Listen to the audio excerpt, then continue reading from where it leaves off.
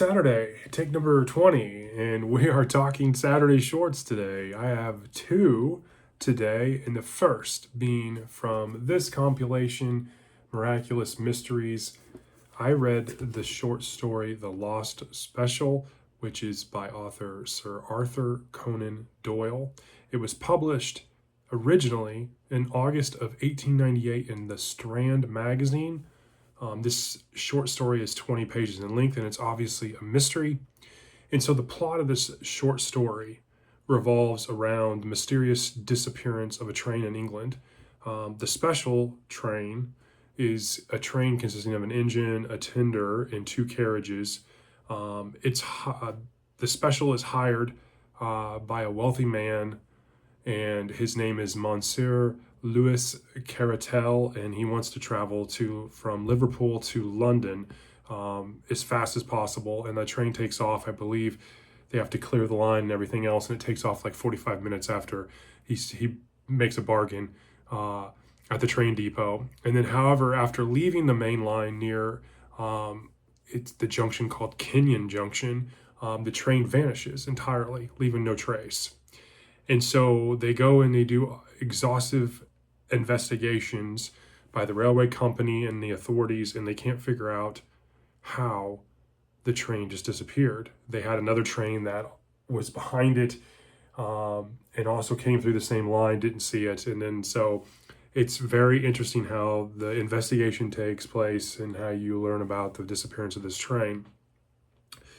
So the first half is how it's done. The first half is how did it happen. The second half is how it happened. And so I thought it was really interesting. I think the testimonies from some of the railway workers was very interesting as well. So what makes it really good, what I really liked about it, again, was back to how the premise of it was set up by Doyle. He talks about how miraculous this mystery is at the very beginning, and he gives you all this information and talks about how it's impossible that this could have happened, and how these different junctions throughout the line that this train went and was scheduled to be on and go from point A to point B, and how it goes and crosses these lines, and it's confirmed to seen here in the first section, the second section, and then it's gone. And it's never reported to being seen in sections 3 and 4. And then another train comes through and never sees anything of the train. And so it's very interesting how that's done. And then in the second half of the book, you get how it was done and why. And I thought that was really interesting. It obviously explores themes of trust, secrecy, lengths of which someone will go. There's definitely more to just a train disappearing. There's a reason behind it. And obviously you get that as well. In terms of what I disliked, the only real thing was it took a while to get used to Doyle's prose. I mean, we're talking 19th century writing, but once you kind of get an understanding of the breaks and breaths in a sentence, so to speak, you kind of just roll with it after a while. So in terms of rating, I gave this a 3.9. I thought it was really good. I enjoyed it. I don't believe this is my first Doyle story. I believe I read a couple Holmes mysteries many years ago, but this is the first in quite a while, and I really enjoyed it. So let's jump right into the second short story, and this one was a absolute banger. We're talking the short story Without Jonathan by Jeffrey Deaver in this collection called Twisted. This was published in 2003. This collection, the short story Without Jonathan, is 17 pages in length and is a thriller suspense. This is the epitome of why I like short stories right here. I cannot say enough good things about this. I really enjoyed it. So let's dive right in. So the plot is really the story follows a young woman named Marcy. She's grappling with the loss of her husband, Jonathan, a doctor. She seems well off and cared for even after his death, and she's driving to a town where she's going to meet someone that she met and talk through on the phone, and basically getting back to single life and having a date with. And so she's very nervous, and then she's very emotional on the way there and has to stop and to compose herself and whatnot. And so you get these reflective little things about Jonathan on the way as she's thinking about, moving on and herself, and then also thinking about Jonathan in retrospect. And so it's very emotional at first, and then it just unravels. She's obviously trying to rebuild her life. She's trying to begin anew. And then you start to uncover these little secrets about Jonathan. And you don't really realize it. You're reading it when you're reading it. And then the dominoes really start falling in this story. I mean, I can't believe in 17 pages he gets this much into this, but the themes, the twists and turns are just phenomenal. I really like this. I thought, in terms of what I liked, obviously the story itself, the premise, the prose, the twists. I thought Deaver's writing was great. The pace is great. Deaver does a really good job of kind of just doing many things very good.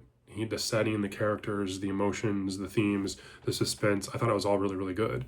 There's nothing really I can pinpoint just yet. And I've read Deaver.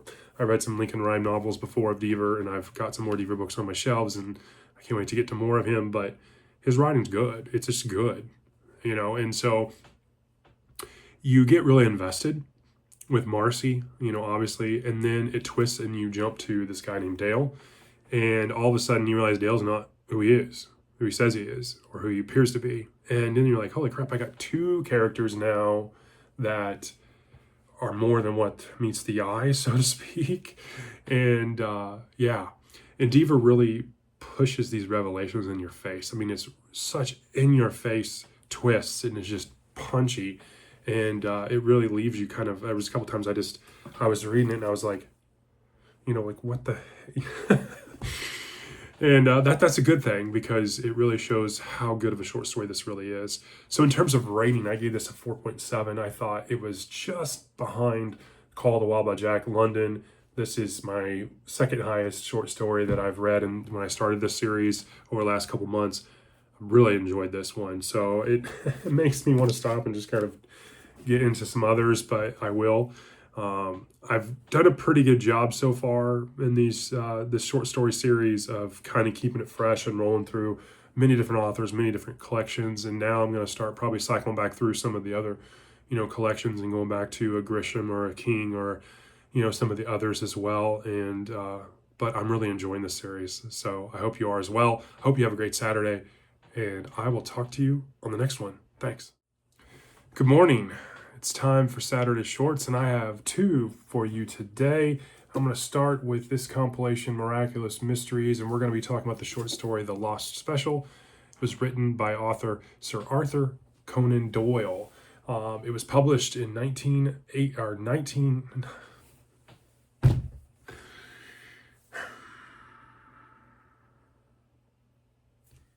Happy Saturday morning.